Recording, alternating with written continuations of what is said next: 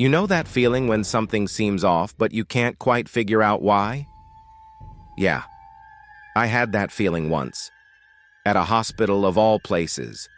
What I didn't know at the time was that my instincts would save my life that day. This happened about 5 years ago, and I still can't talk about it without feeling sick. I was in my mid-20s living alone, and like most people, I avoided hospitals like the plague. But one night, I didn't have a choice. I woke up around midnight with this intense pain in my stomach, like someone was stabbing me from the inside. It wasn't just a stomach ache. It felt wrong. After a few hours of pacing around my apartment, doubled over in pain, I finally gave in and drove myself to the ER. It was the middle of the night, so the place was practically empty. Except, there was this one guy in the waiting room. He was sitting perfectly still, his hands folded neatly in his lap, staring straight ahead. No phone, no magazine, nothing, just staring. I glanced at him, trying not to make it obvious, but something about him sent shivers down my spine. His eyes looked empty, like there was nothing behind them. But I was in too much pain to care, so I went to the front desk, checked in, and waited to be called. When the nurse finally took me back, I felt a little relieved to leave the creepy guy behind.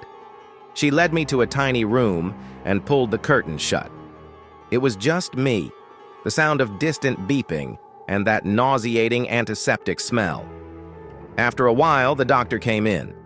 He introduced himself as Dr. Harris and smiled.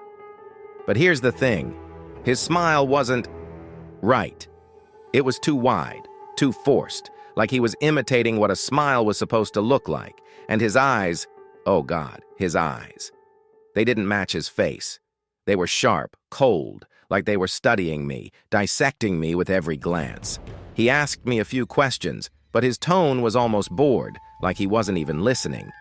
Then, out of nowhere, he said I needed emergency surgery. Immediately. Now, I was in pain, but I wasn't stupid. I asked him, "Don't you need to do some tests first?"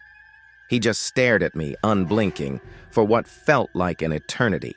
Then he leaned in, too close, and said, "You're running out of time. If we wait, you could die." The way he said it, it wasn't comforting. It was almost like he wanted me to be scared. I started to panic. Something about him felt off. His movements were too stiff, too calculated, like he was playing a role. And his voice, it had this strange, hollow quality, like it didn't belong to him. I told him I wanted a second opinion, and his entire demeanor changed. The fake smile vanished, and for a split second, I saw something dark flash across his face. He didn't say anything, just turned and walked out.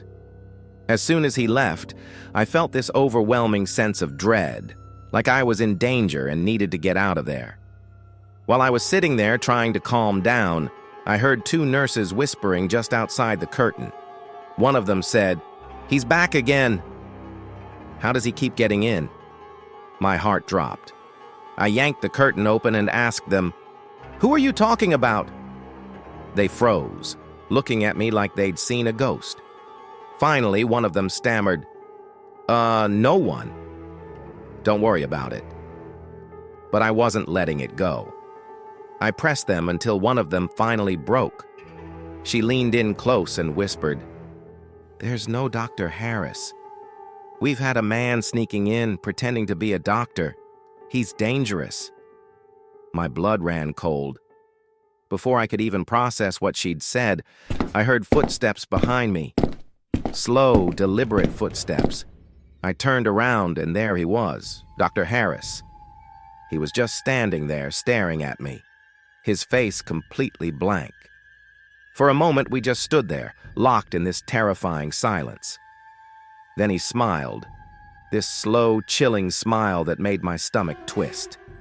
Without saying a word, he turned and walked away, disappearing down the hallway. I grabbed my stuff and bolted out of there. As I was leaving, I saw security guards running toward the area where I'd been. The next day, I went to a different hospital.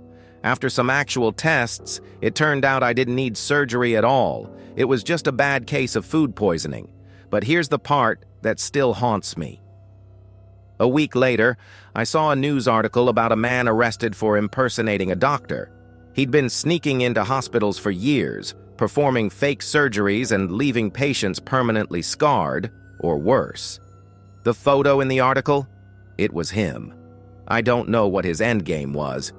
Maybe he got some sick thrill out of playing doctor. Or maybe he just liked hurting people. Either way, I came terrifyingly close to being his next victim. Sometimes I still think about the way he looked at me that night. Like he wasn't looking at a person, but a thing. Something he could use, break, or destroy. And it makes me wonder, how many others weren't so lucky? If this story freaked you out, share it with someone who needs to hear it. And remember, trust your instincts. They could save your life.